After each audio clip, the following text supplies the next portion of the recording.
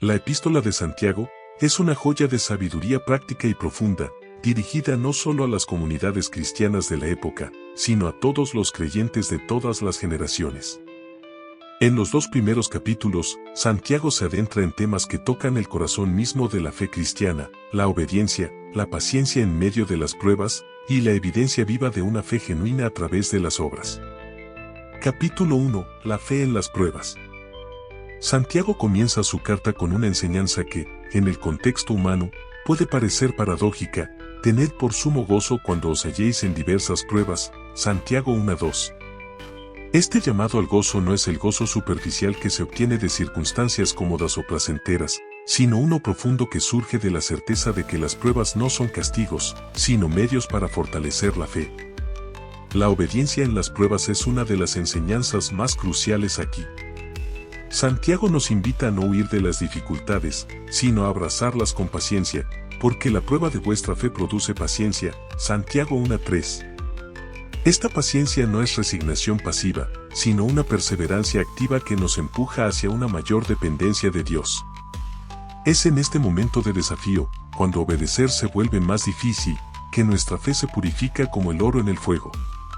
Santiago también nos recuerda que, en medio de estas pruebas, debemos pedir sabiduría, pero hacerlo con fe, sin dudar. Santiago 1:5-6.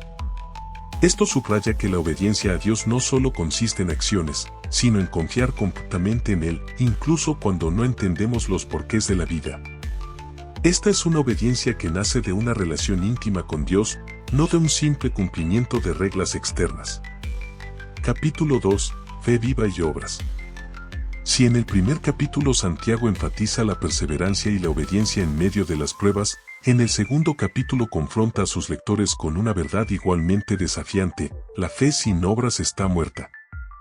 Santiago no está diciendo que las obras salvan, sino que una fe genuina inevitablemente produce fruto.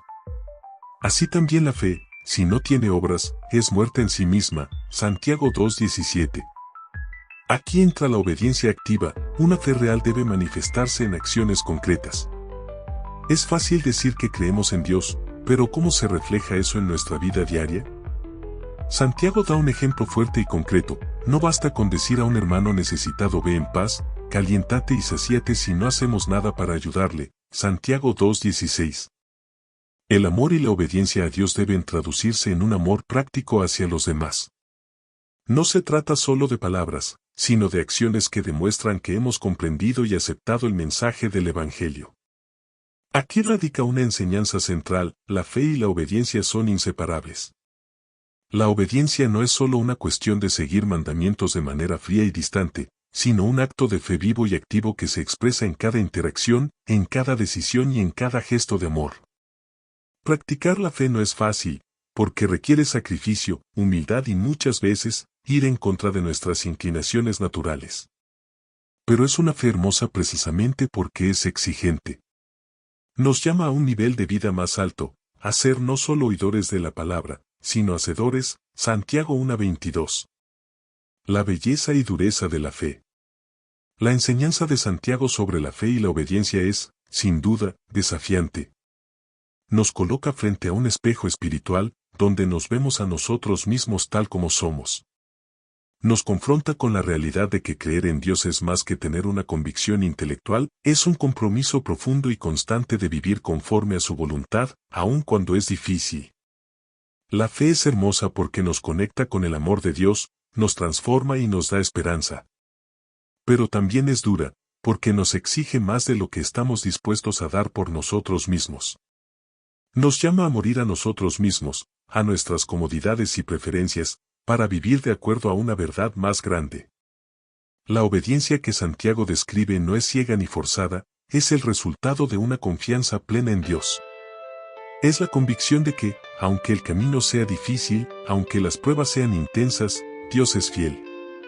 Y es en esa fidelidad donde podemos descansar y obedecer, sabiendo que nuestra fe, refinada en las pruebas y manifestada en obras, será premiada con una corona de vida. Santiago 1:12.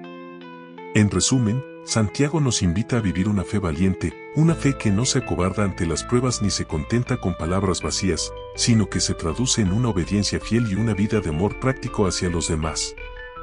Una fe que, aunque difícil, nos lleva a experimentar la plenitud de Dios en nuestras vidas.